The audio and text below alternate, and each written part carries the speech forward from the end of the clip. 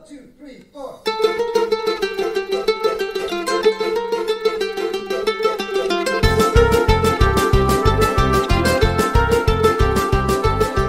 Hi everyone, this is Jewish Talk coming to you from Nassau Community College on 90.3 WHPC, also streaming on the iHeart and the iTunes app. This program is later archived on Spreaker.com. So hi there, my name is Rabbi Perl. Good morning, good afternoon, and good evening. This all depends on when you are listening and joining us. 3,333 years ago, something happened on a mountain. And since then, our lives have not been the same. The name of the mountain was Mount Sinai.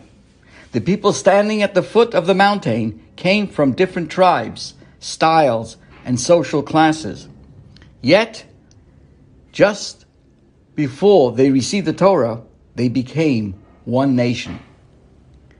They were no longer a collection of people, but rather a family, brothers and sisters united in faith in one God.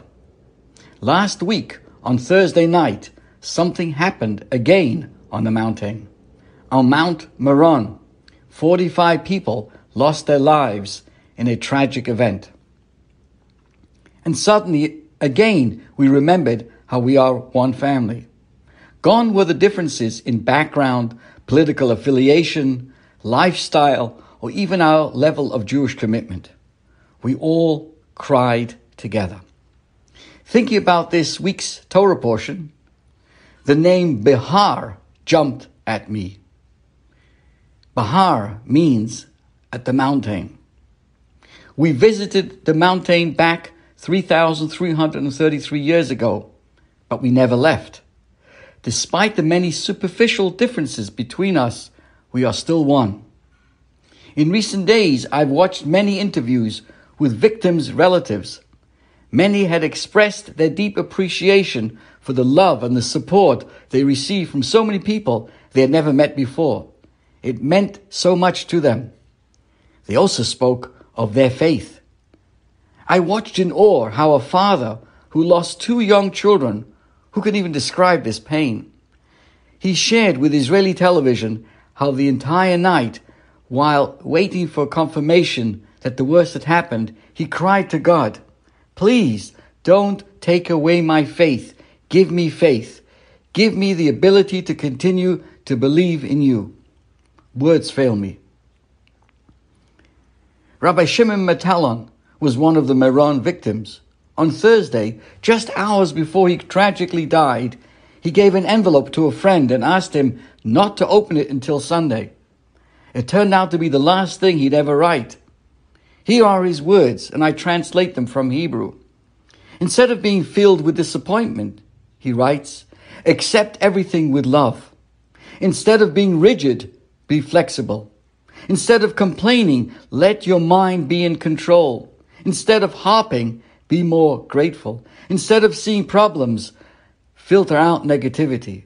Instead of drowning in water, know it's all from God. Instead of blaming everyone, remember who is the greatest of all. Instead of getting angry, take a deep breath and stretch. Instead of being upset, exercise your faith. Instead of choosing darkness, choose the full half of the cup. Instead of sinking into despair, remember that everything is a test from God who saves. Because God decides what's going to happen, but you decide what your attitude will be. These are the words to live by. May his memory and the memory of all the victims be a blessing and an inspiration to all of us. May their families and the entire Jewish people know no more sorrows. Amen. Ladies and gentlemen, I'd now like to introduce you to the upcoming Jewish holiday. As I jokingly say, one of the best kept secrets.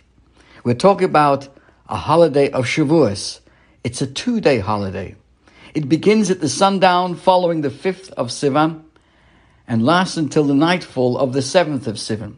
This year, here on Long Island and across the world, we will be celebrating the Holiday of Shavuot on Monday and Tuesday, May 16th.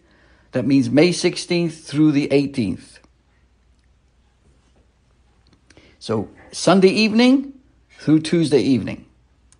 In Israel, it is one-day holiday, ending on the nightfall of the 6th of Sivan. Now, what does Shavuot celebrate and commemorate? What is it all about? Now, we're also going to find out how we celebrate it. So what Shavuot commemorates, what's the background to this upcoming Jewish holiday? From May 16th through the 18th, the word Shavuot or Shavuot means weeks. It celebrates the completion of a 7-week Omer counting period between the holiday of Passover and this holiday of Shavuot. The Torah was given by God to the Jewish people on Mount Sinai on Shavuot more than 3,300 years ago. Every year, on the holiday of this Shavuot, we renew our acceptance of God's gift, and God re-gives the Torah. You see, the giving of the Torah was far-reaching spiritual event, one that touched the essence of the Jewish soul for all times. Our sages have compared it, the holiday of Shavuot, to like a wedding. And the word Shavuot also means oaths. Like this term used, people renew their vows. Well, you know, Shavuot means a vow, an oath. For on this day, the Almighty God swore his eternal devotion to each and every one of us, and we in turn pledge our everlasting loyalty to the Almighty God. Furthermore, on this holiday in ancient times, 2 wheat loaves would be offered in the Holy Temple on the holiday of Shavuot. It was also the time when people would bring bikurim, their first and choicest fruits, to thank the Almighty God for their blessings. So how exactly is Shavuot celebrated? First of all, women and girls, married women, and even single girls light holiday candles to usher in the holiday. So typically married women light at least 2 candles, perhaps more, for each member of their family. But a lady who is single, lights 1 candle. So how is the holiday celebrated? It begins by women and girls lighting the holiday candles to usher in the holiday on both the first and second evenings of the holiday of Shavuot.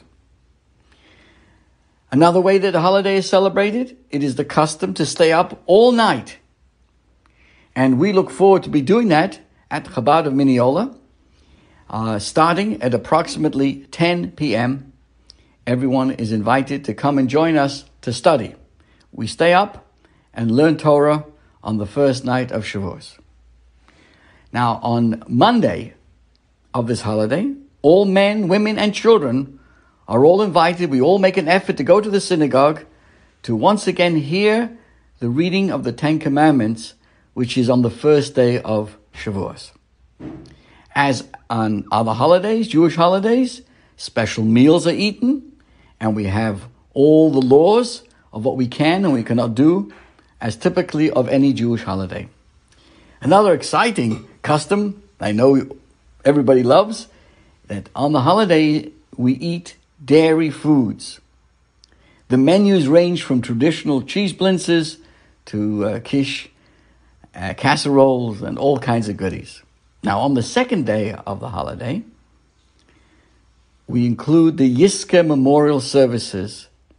And I invite everyone to make an effort. We will be having our Yiska services at approximately 10:45 a.m. on the second day of the holiday. And it would be important to make an effort to come, because so many of us have missed the Yiska service, starting all the way back from Yom Kippur this past year, Shmini Atzeres, and the last day of Passover. Because of the COVID situations, many people were doing it at home. And you can do Yiska at home. But this year, as thank God things are getting better, I invite everyone to make every effort to celebrate this holiday, and also make an effort to come to the synagogue, your own synagogue. You're welcome at our synagogue for the Yiska Memorial Service.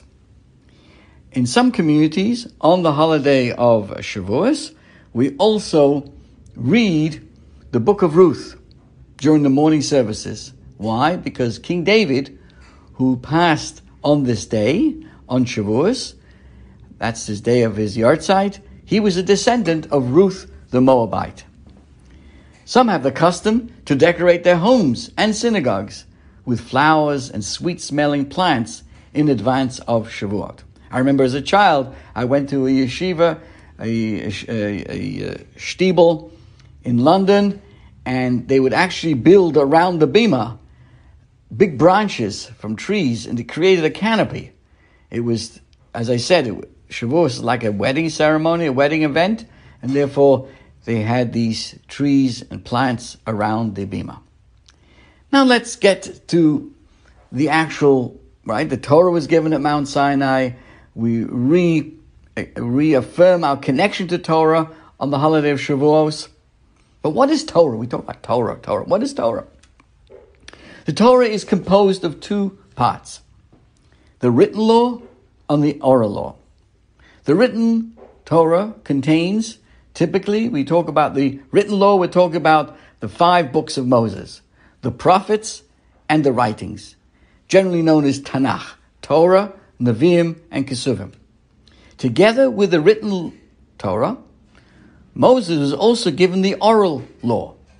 So please have in mind, please have this clearly. Remember the written law and the oral law. They were both given at the same time, because the oral law explains and clarifies the written law. It was transmitted orally from generation to generation and eventually transcribed in the Mishnah, the Talmud, the Medrash, and the entire corpus of Torah literature that developed over the millennia. On the holiday of Shavuot, the entire Jewish nation heard from God the 10 Commandments. The next day, Moses went up to Mount Sinai, where he was taught by God the rest of the Torah, both the written law and the oral law, which he transmitted to the entire nation. So although we talk about the Talmud and the Talmudic era, the Mishnah, all of this corpus of study and knowledge started at Mount Sinai.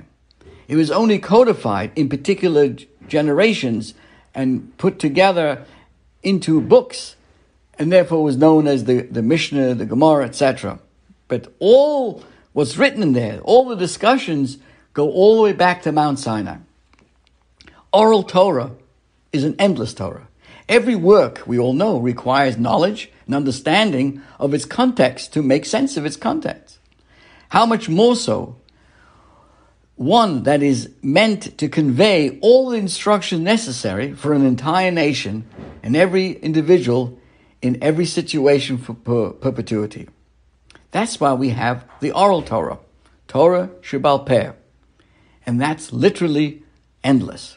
In the 5 books of Moses, we read repeatedly how Moses would transmit instructions from God to the people.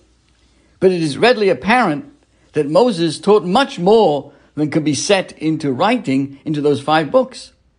For example, in writing that in the Torah itself, it says that we are to rest on the 7th day. But there really is no written explanation of what sort of rest is meant in the Torah itself, in the Bible. We are told to slaughter animals before eating them, and the words are, as I commanded you. There's no description of what sort of slaughter was commanded. I could give you endless examples. There's so much missing and so much ambiguity that hardly any law can be drawn from the plain text in practical terms. Add to this the fact that the written Torah does not contain the vowel points necessary for reading the biblical Hebrew. The word for milk, for example, is chalav. It has the same letters as the word for fat, chelev. You have to be very careful to understand what's the difference between chelev or chalav. Chalav means milk, and chelev means fat. In many cases, the only way to know the difference is due to tradition. Neither is there any punctuation in the written text. As we all know, as bar mitzvah boys, how hard it is for us to study the Torah and to know how to sing it in how to read it, because there are no vowels, there are no musical notes. No wonder that when the early Protestants began to translate the Hebrew Bible into the vernacular, they were forced to rely on the Jewish tradition of punctuation and vowels, as well as on classical Jewish commentaries for the simplest understanding and meaning of the text. Additionally, from time to time, the sages, the leaders of the people, use principles of interpretation transmitted by Moses to derive new rulings or recover those that were forgotten. So there were strict principles of interpretation that had to be followed in order to be able to recover laws that were forgotten or how to apply new rulings. They also established new edicts to protect the laws or to apply it to new situations as they arose, such as holidays of Purim and Hanukkah. The Torah itself provides ample authority to the 70 the 70 elders, and to the priests. These are the words in the Torah, these 70 elders. These are the priests and the wise men who will be in your times to answer all the difficult things for you, to the point that you should not turn from their words to the left or nor to the right. So you see, the bulk of Torah had to be transmitted orally from father to son, teacher to student. It could only be transmitted that way due to its very nature. While the written Torah is a sacred text bound within a precise number of words, the oral Torah is a living, growing organism of wisdom, insight, and knowledge that thrives in the waters of a teacher-student relationship and cannot be captured in a net of dry ink on a page.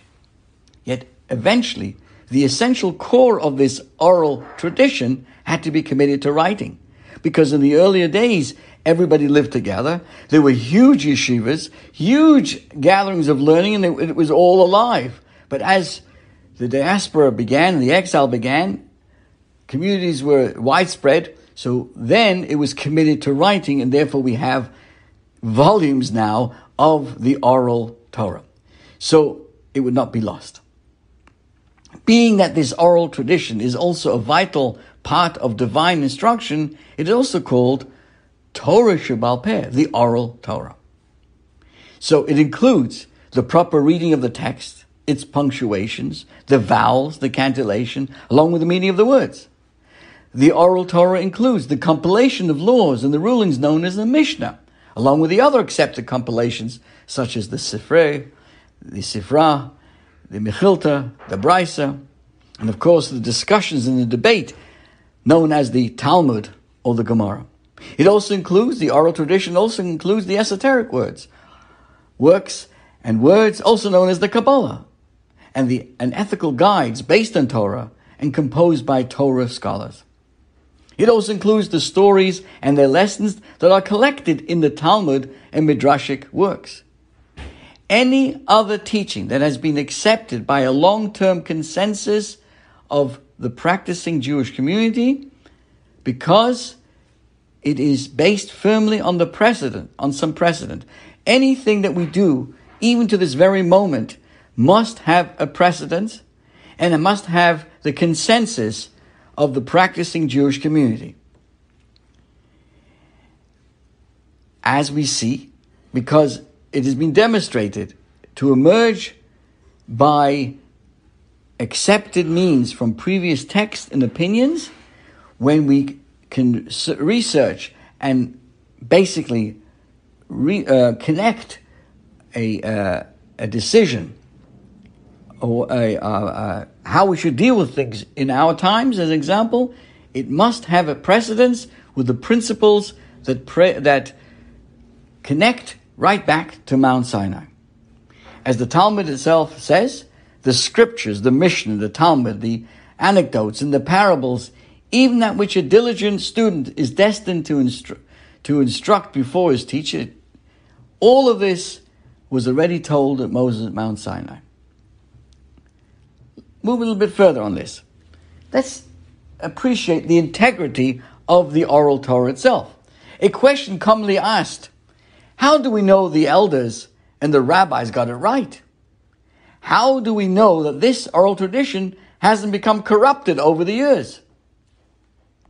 But when you consider that the author of this system is the same as the author of the entire Torah, which is God himself, the question falls away. As we discussed, God instructed us to bring all difficult issues to the established courts of the elders and sages in each era and to follow their rulings. If he relies on them, we can too. The Medrash of Tanchuma puts it this way: a person should not say, I won't fulfill the mitzvahs of these sages or these elders, since they were not from the Torah. I can't find them in the 5 books of Moses. God tells such people, my children, you are not permitted to speak this way. Rather, all that they decree upon you, you should fulfill. As it says, you shall do according to the Torah that they teach you. Why? Because I also agree with their words. You see, let's give you some examples here. The first book of the Torah, the book of Genesis in particular, repeatedly teaches us that God is found in history. Right? The Torah doesn't just simply list, hundreds of laws. It puts into context of geography, of areas of the world, God speaking to man, to the prophets, to mankind, to Abraham. That lays the foundation that God never left us and continues to guide us through his prophets, his sages, and the righteous men and women he sends to shepherd his people. As well, the process by which new rulings and teachings are established and transmitted is a robust one. Remember, in order for something to be ruled, established as a teaching for the Jewish people, as one large people, we're not talking of a small cloister of individuals who got together and decided this, decided that. In order for the process to prove itself, an entire nation must be involved in its study, to debate it. And the transmission of Torah's oral tradition must play a role constantly.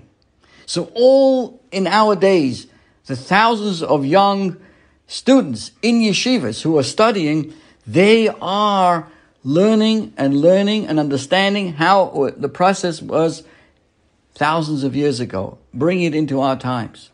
So for a new law to be effective, it has to be accepted by the entire community, by the entire practicing community. For it to last, it had to be transmitted by a critical mass of teachers. When the Torah was given at Mount Sinai, remember, we know clearly that everybody was there, not only those who were standing there, but everybody who was yet to be there. That means inherently in the transmission of Torah is always connected back to Mount Sinai. Laws are not based on some individual or a group of individuals deciding this. God gave it to everybody. Everybody is part of this process.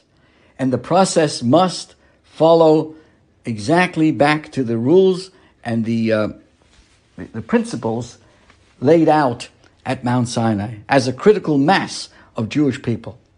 Questions were always encouraged as a vital part of learning. A common question that appears repeatedly in the Talmud is, from where did this come? Meaning, how did this get to us? Through an understanding of a text? Was it an oral tradition from Moses or by some later decree? You see, no tradition was taken for granted. No new ruling went without a strong precedent. Nevertheless, we almost always find disparate views on the subject. Our tradition addresses this by explaining that Moses himself received multiple views. The notion of multiple truths through which every student must sift is a fundamental principle in Torah study, as well as one of the secrets of a robustness of tradition. In Jewish tradition, God is also called the infinite light, or just the infinite. As he is infinite, so is the wisdom that comes from him is limitless in its application. as well as the points of view it may include. Obviously, not all opinions are Torah. There are requirements vital to ensuring the integrity of Torah. And of course, we follow the majority of those who are practicing that. And practicing means they're continuing in the generations and the traditions of thousands and thousands of years, back to Mount Sinai. So can people create more Torah? We said Torah is constantly being created by its students. But how could this be if the Torah is a divine instruction? The simple answer is that the Torah provides general principles, and it's up to us to figure out how these principles apply in new situations as they arise. For example, technology in our times. Many questions have asked. The Torah says, you shall not ignite a fire in any of your dwelling places. Does that include turning the ignition key on a fossil fuel car? Just give you an example. How about flicking an electric switch? All these things. Or heating up a carbon filament like a bulb so that it glows. All these things are discussed. Can we let electric devices continue working for us on Shabbos? I'm just giving you an idea. All these things are discussed and can be traced back in its yes or no back to principles that come from Mount Sinai. In medical ethics, for example, as new situations arise almost daily, Torah precedents are mined to provide guidance and clarity. Similarly, when the Torah tells us a story in order to teach a lesson, in each generation, we must determine what the relevant lesson is for those times, because Torah is eternal. And therefore, the Torah portion for each week, or the things that we discuss, are relevant to us, and we must find a current insight to us. So, again, dear friends, how do we call these applications themselves Torah? It would seem that they're their own wisdom and not the divine. The answer is found in Torah. And that clearly is that when God spoke at Mount Sinai, He gave everything. We heard. He gave everything over to Moses as well. We heard it as a group, and it's continued without any interruption. There's always been practicing individuals and key leaders, as in sages, who've made it clear of how to conduct ourselves as the generations went on. So again, there's so much more about this.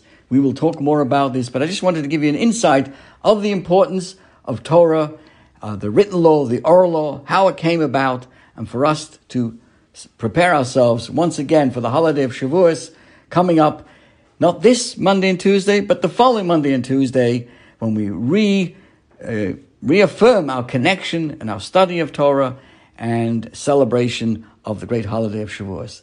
This is your host, Rabbi Perl, thanking you so much.